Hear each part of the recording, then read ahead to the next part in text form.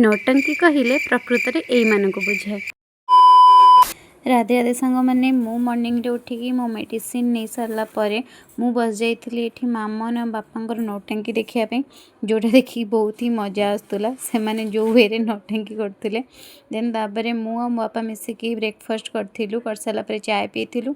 मुझे जाइली किसी खाया बनवाई मो बो कहीं तार आज भेज थी मुझे बनई फ्राइड राइस बन सारापर मुझे कुरकुरे खाई फ्रेश होकर लंच करने बस जाइली। आम लंच कर सारिकी मामन मोर बाहर जाइलु गोटे जगह को सी मत डाक नहीं देन सी मत नहीं जाइला गोटे बरकोली गछ पाखु जोटा आम घर पछुआ था सेठू मु बहुत एक्साइटमेंट बरकोली तोलिक किसी घर को लेकिन आसी तापर आसिक आम गोटे छोट नैप नेलु। देन मुझे सन्धार उठी घर टे झुणा दे देती तापर स्नैक्स रे बनाई पकोड़ा सहित आम चाय को एंजॉय कलु।